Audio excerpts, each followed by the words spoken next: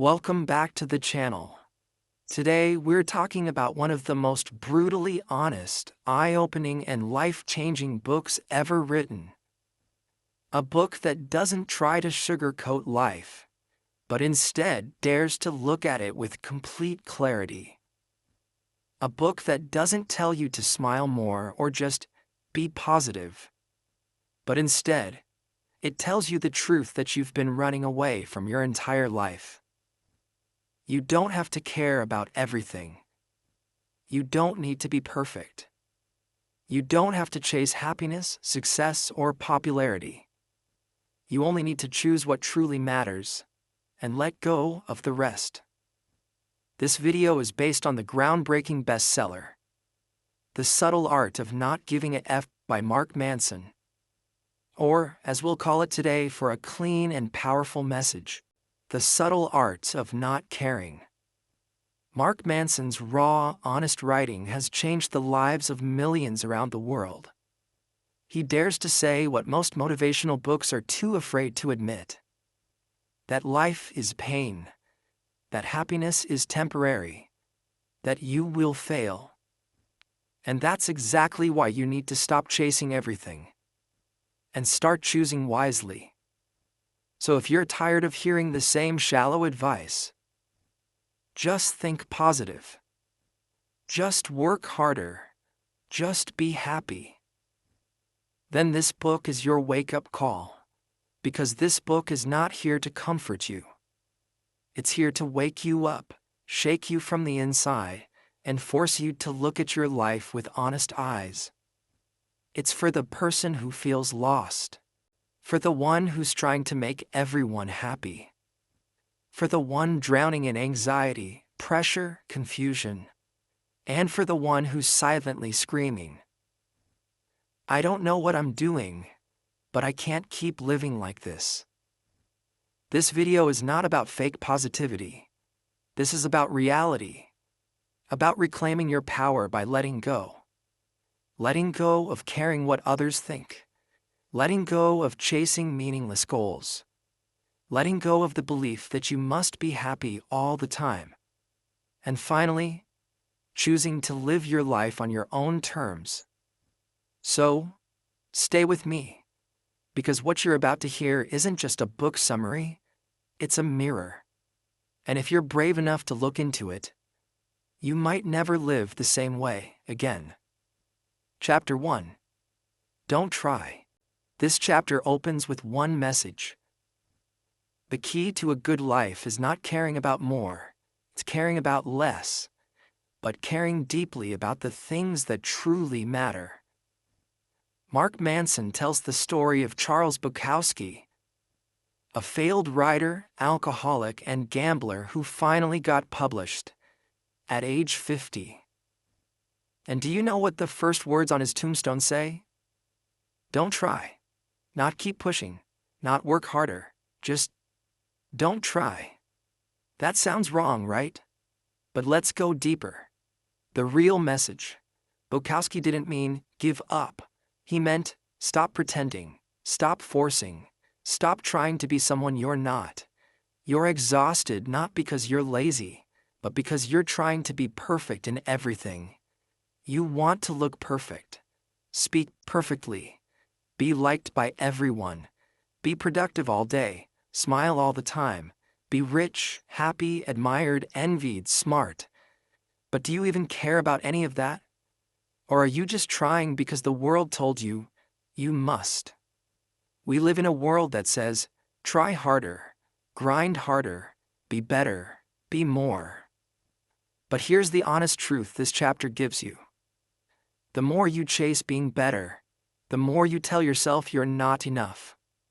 Trying too hard to be perfect, positive, rich, famous, admired, is actually a sign that you don't love yourself.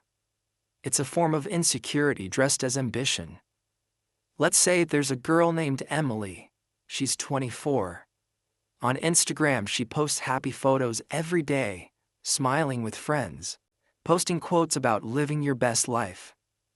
But when the phone turns off, she's alone, empty, confused, Because everything she posts, it's for others, not for herself. She's not trying to be happy. She's just trying to look like it. She's trying so hard that she's forgotten who she really is. Now compare her to someone like Daniel. Daniel doesn't post often. He works on what matters to him. He says no to drama, no to pressure, no to fake perfection. He's not trying to impress. He's just living what he cares about. That's the power of not trying. The deepest lesson. Stop trying to be impressive. Start being real. Don't chase 100 goals. Choose 3 that truly matter. Don't try to please 100 people. Care about 5 who truly know your heart. And most of all, stop trying to avoid pain. Stop running from your flaws. Accept them. Live with them. Grow through them. Because when you stop trying to be someone else, that's when you finally become who you truly are. Don't try to, instead, impress everyone. Be honest with a few people. Look perfect online. Be real with yourself. Always be productive. Focus on what matters. Avoid pain and flaws. Accept them and grow from them. Copy others. Discover your own values. We care too much about things that don't matter, and not enough about the things that do. So here's your wake-up call. Let go. Breathe. You don't need to be amazing. You just need to be you. And care about the right things. That's the beginning of real freedom. That's the first step to power. And that's how this journey begins. Chapter 2.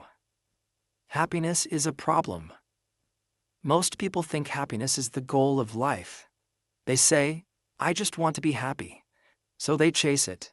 They chase more money, a better body, a bigger house, more likes, more attention, more success, thinking that someday happiness will arrive like a reward. But here's the brutal truth of this chapter. Happiness is not a goal. It is a byproduct of solving meaningful problems. Let that sink in. You don't become happy by running from problems. You become happy by solving the right ones. Mark Manson explains that life will never be problem-free.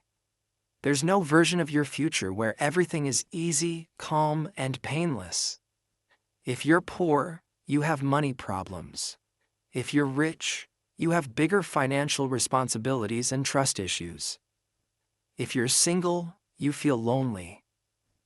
If you're in a relationship, you deal with fights, jealousy, and compromise. If you're unknown, you feel invisible. If you're famous, you're judged 24/7. Every version of life comes with a different kind of pain. The only choice you have is, which pain are you willing to live with? Let's say there's a guy named Adam. He works a regular job, earns okay money, but he dreams of being rich. He says, once I'm rich, I'll be happy. So Adam quits and starts a business. Now he's stressed 24/7. He doesn't sleep, he's scared of failing, he argues with his family, he feels alone. Now Adam is not free. He's in pain. But here's the twist. That pain is not a mistake. It's the price of meaning. If Adam is solving a problem he cares about, if he's building something that matters to him, then that pain becomes fuel. It becomes worth it. But if he's just chasing money, and he doesn't care about the work, that pain becomes suffering, and he quits. The secret is not to avoid problems.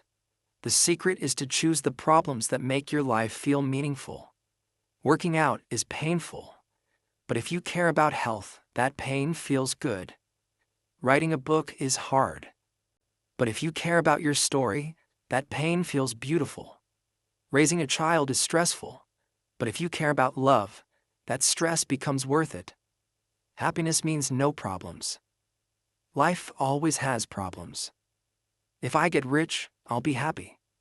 More money, different problems. Success ends my pain. Success brings new pain. Happiness comes from outside. Happiness comes from solving what matters. The question to ask yourself: what pain am I willing to suffer for? What problems feel worth solving every single day? That's your path. That's your happiness. Not in escape, not in perfection, but in meaningful struggle. The quality of your life is determined by the quality of your problems. So don't chase a pain-free life. Chase a purposeful life. Choose better problems, and happiness will follow you silently. Not as a goal, but as a result. Chapter 3. You are not special. This chapter is like a slap in the face, but it's the kind of slap you need to wake up from the lie you've been sold your whole life. We've all been told, you're special. You're amazing. You can be anything. But Mark Manson says, that belief is hurting you, not helping you. Why? Because if you think you're special, you believe your problems are unique. You believe no one understands your pain. You think you deserve more than others, without doing the work. Brutal truth. Feeling special is often a mask for insecurity. Believing you're better than others is just another way of running from your flaws. The more you think, I'm different, the harder it becomes to accept normal human pain. You feel entitled. You feel angry when life doesn't treat you like a hero. You compare constantly. You wonder why others succeed and you don't. And deep down, you blame the world, not yourself. Let's meet Sarah. She grew up being told, you're special. She was praised for every little thing. So now she expects life to treat her like royalty. But the moment she enters the real world, she sees rejection. She sees competition. She sees failure. Instead of adapting, she feels insulted. She says, I deserve better than this. She believes her pain is unfair. But here's the truth. No one is immune to pain. No one is too special for struggle. Believing you're special actually makes it harder to grow, because you refuse to face your weaknesses. Humility equals power. The moment you accept that you are not special, that's the moment you finally become free. You realize you're not above hard work. You're not entitled to success. You're just like everyone else. A human being trying to figure life out. And that's beautiful. I'm too special to fail. Failure is normal for everyone. No one understands me. Your pain is part of being human. I deserve success easily. You must earn it just like everyone. I'm different from others. You are human just like the rest. When you let go of being special, you stop chasing attention. You stop needing applause. You start focusing on what actually matters: your values, your growth, your choices. You become grounded.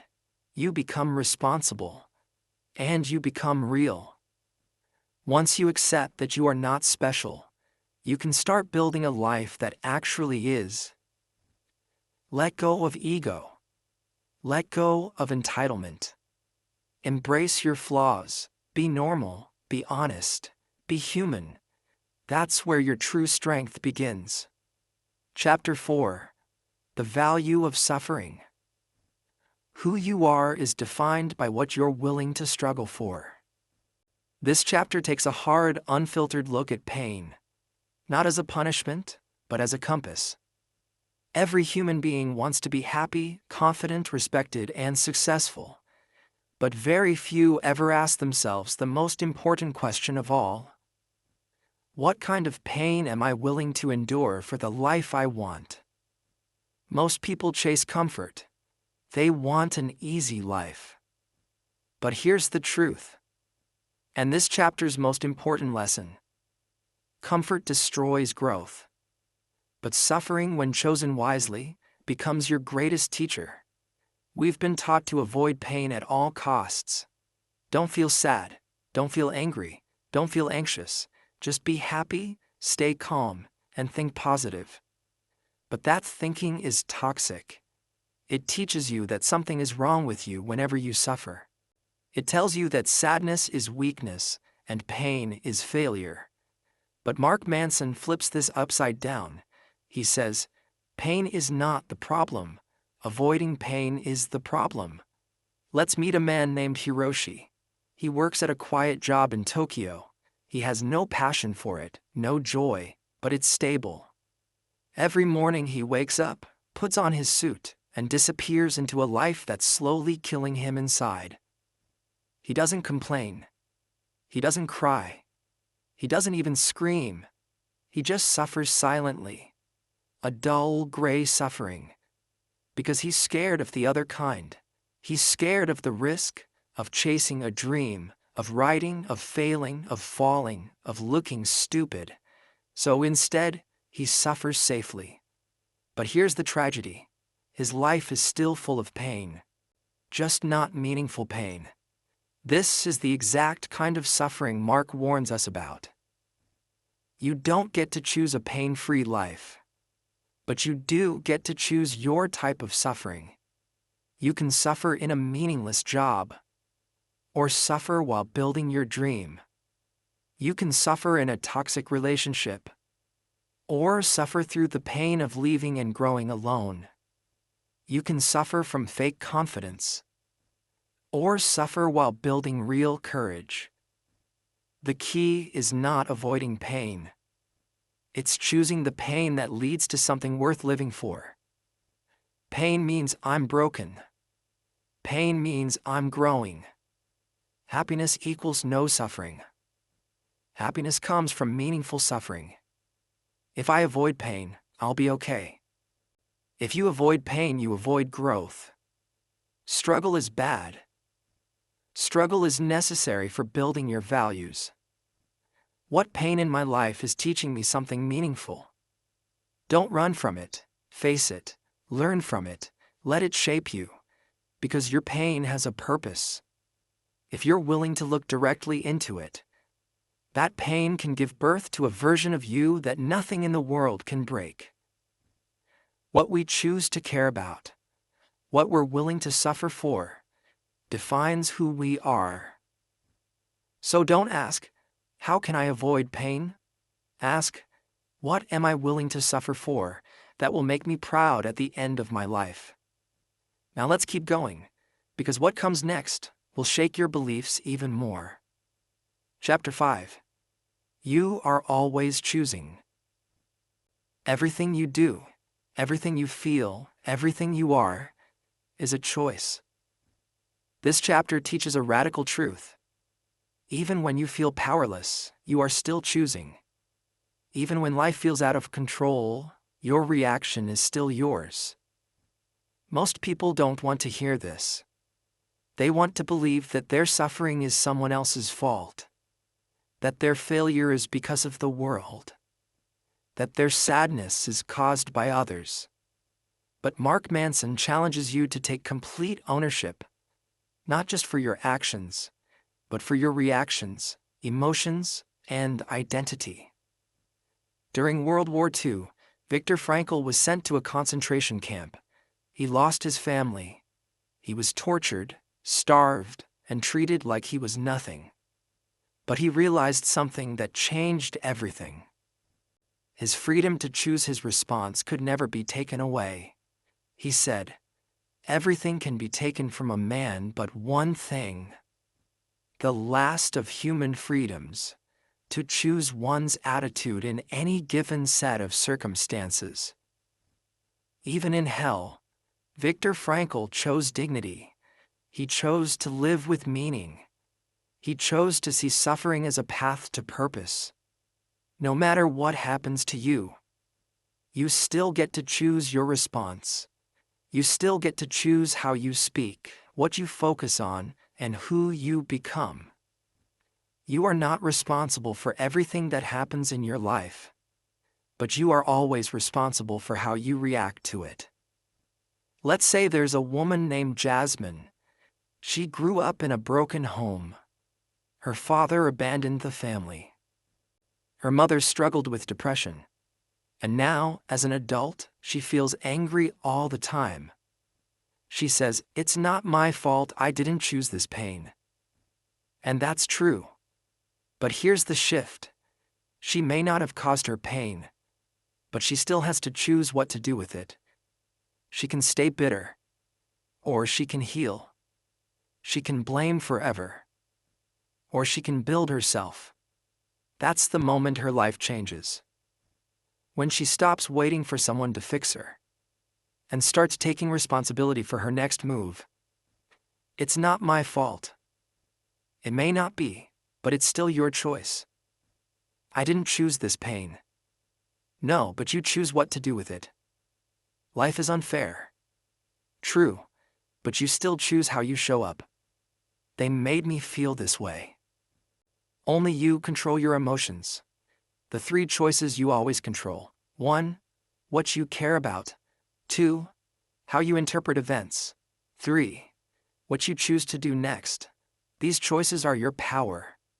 And no one, not your past, not your family, not your failures, can take that away from you. The more responsibility you take, the more power you have to change your life. Stop waiting. Stop blaming. Stop saying, "It's not fair." Start choosing. Start building. Start becoming the kind of person who owns their story fully. Chapter 6. You're wrong about everything, but so am I. The desire for certainty is the enemy of growth. This chapter begins with one of the most shocking but liberating ideas in the book. You are wrong. I am wrong. We are all wrong. And that's okay. Most people live their lives trying to be right all the time. They argue to be right. They prove others wrong to feel smart. They cling to beliefs, not because those beliefs are true, but because those beliefs make them feel safe. But Mark Manson says, improvement at anything is based on thousands of tiny failures. And the magnitude of your success is based on how many times you failed at something. Let's break this down in the most honest and powerful way. You are wrong about what will make you happy, who you are, what you believe, what matters most, what success even looks like. Why? Because your brain was built for survival, not truth. It wants comfort, not reality. It wants confirmation, not correction. It wants to be right, even when it's clearly wrong. Imagine you're given a map of London, but you're actually in Paris. You try to navigate the streets using that London map. You keep getting lost. You get frustrated. You say, "The world is confusing." But the truth is, you're not confused. You're using the wrong map. This is how most people live. They're trying to solve life using beliefs and assumptions that are completely outdated, wrong, or inherited. They think money will bring peace. They think relationships will fix their emptiness. They think success will heal their low self-worth. But all of these are based on bad mental maps. Mark Manson is not saying you should never believe in anything. He's saying you should constantly question your beliefs, because only by questioning, you grow. Growth comes from admitting, I might be wrong, but I'm willing to learn what's right. I know who I am. I'm still figuring out who I am. I need to be certain before I act. Action creates clarity. I was always taught this. Maybe it's time to update that belief.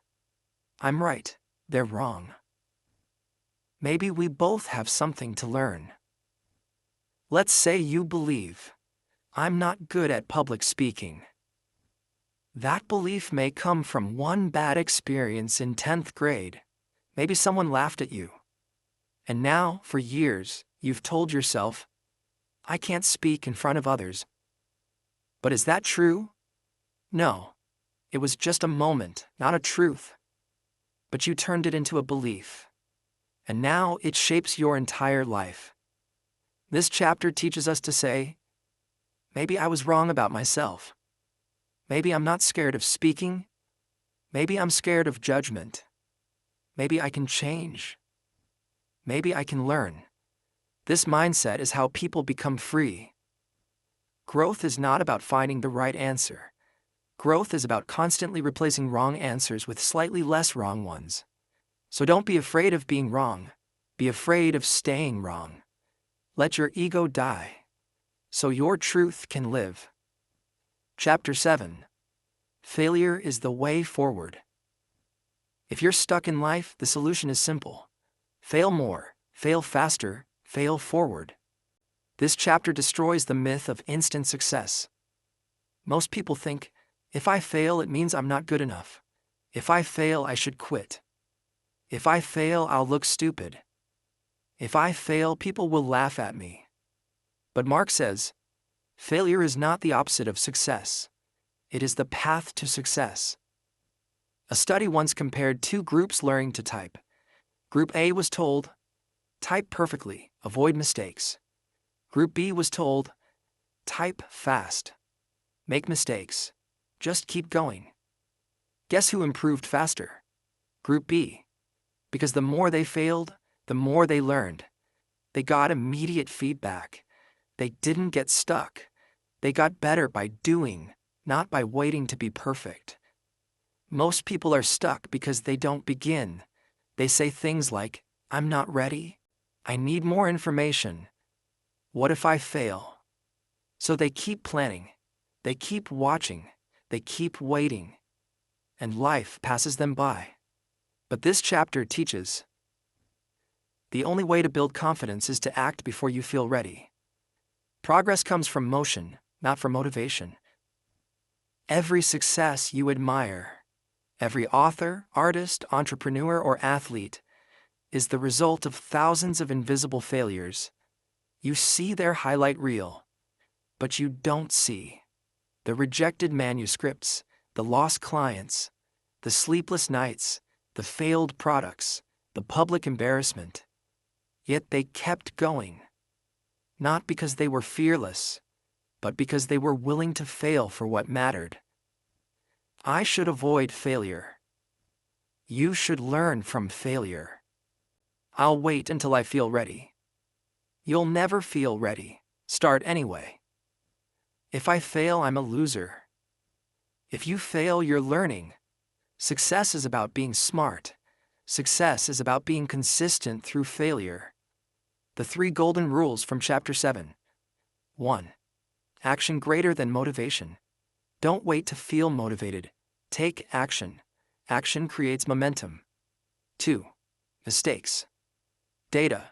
Every failure teaches you something. Pay attention and adapt. 3. Progress equals messy. It's not supposed to be clean. If your journey looks messy, you're doing it right. Let's say someone starts a YouTube channel. Their first 20 videos get 10 views each. They feel embarrassed. They think, maybe I'm not good at this. But what they don't realize is, those 20 failures are the tuition fee for their success. Every bad video teaches them better editing, better storytelling, better titles, better confidence.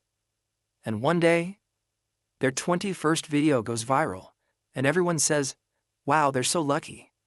But they're not lucky. They're trained by failure. That's the real path. Don't hope for success. Hope for good problems. Because every success is built on a mountain of failures. And every mountain is climbed one failure at a time. Don't fear failure. Fear regret. Fear waiting too long to start. Fear living a life where you never gave yourself permission to try. Chapter 8. The importance of saying no. The mark of a mature person is the ability to say no to things that don't matter, and yes to things that do. This chapter is not just about boundaries, it's about freedom. We live in a world where everything demands our attention. notifications, expectations, invitations, opinions, social media, work pressure, family drama, people pleasing. And most people never say no because they're afraid of missing out, afraid of hurting others, afraid of being disliked, afraid of looking rude. So they say yes to everything and end up miserable, scattered, exhausted, and lost. Mark Manson flips this mindset and gives you the truth. Every time you say yes to something that doesn't matter, you're saying no to something that does. Most people think saying no is selfish, cold, rude. But in truth, saying no is the most self-respecting and life-clarifying decision you can make, because every no you say to toxic friendships, wasted time, unnecessary obligations, bad habits, distractions, meaningless goals, is a yes to peace, focus, growth, self-respect, purpose, progress. Imagine there's a man named Alex. Ray wants to be successful. He's kind, helpful, and always says yes. His boss asks, "Can you do this extra task tonight?" He says yes. His friend says, "Can you help me move this weekend?" He says yes. A cousin invites him to a boring wedding. He says yes. Everyone loves him. But inside, Ray is drowning. He has no time to work on his dream project. No time to read. No time to rest. No time to even breathe. Because his life belongs to everyone except himself. That's the danger of being a yes machine. Let's say you want to learn English fluently. You made a goal. I will study 1 hour every morning. But now imagine this. Your friend sends a random video. You watch it for 45 minutes. A cousin invites you to hang out. You go, even though you're tired. Someone calls and talks for an hour about gossip. You listen quietly. What happened? You said yes to distractions and no to your dream. This is what kills progress, not evil, but too many small distractions. Drama and gossip. Peace of mind. Too many responsibilities. Time to grow, unnecessary obligations. Freedom to choose random content and scrolling. Focus and fluency.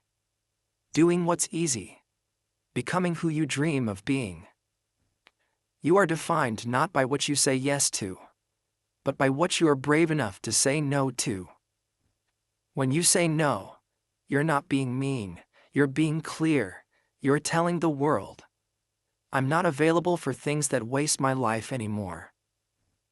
And when you do that, you finally create the space to say, yes to my dreams, yes to my growth, yes to becoming the person I truly want to be. Chapter 9. And then you die. Death is the light by which the shadow of all life's meaning is measured. This is the final chapter. And Mark Manson doesn't end the book with a motivational cheer. He ends it with death. Why? Because when you truly understand death, you finally start to understand how to live. What if you die with your dreams still inside you? This chapter forces you to confront what most people avoid, that you are not immortal, that one day you'll be gone, that all your worries, fears, doubts, overthinking, and pride will mean nothing when you're gone. But instead of depressing you, this chapter does the opposite. It makes you wake up. It makes you ask, what am I doing with this one short, beautiful life? Walk through a cemetery. Every tombstone has a name, a birth year, a death year, and one small line in the middle, a dash. That dash, it represents everything, everything they ever did, everything they ever felt. All the love, pain, memories, success, failure, all in that dash. Now ask yourself, what will my dash represent? Will it represent fear? Or will it represent courage? Will it be filled with distractions? Or will it be filled with purpose? Will it say, they wasted their time? Or will it say, they lived fully and left something behind? Imagine you had a story to write, a novel the world needs. You say, I'll write it someday. But someday never comes. You stay busy, you keep delaying. And then life ends. And that story dies with you. Now replace story with your dream, your love, your truth, your art, your power, your voice, your English fluency, your purpose. If you don't act on it now, you might never act on it at all. I have time. You don't know how much time you have. I'll start later. Later might never come. I'm scared of judgment. You'll be gone one day. Will judgment matter? People will laugh if I try. They'll forget. But you'll live with regret. It's too late to change. As long as you're breathing, it's not too late. You will die. But you don't have to live like you're already dead. Use your time. Speak your truth. Learn what you've been scared to learn. Create what you were born to create. Be who you were too afraid to become. And when the final day comes, let it find you living, not hiding. This is not just a book about not caring.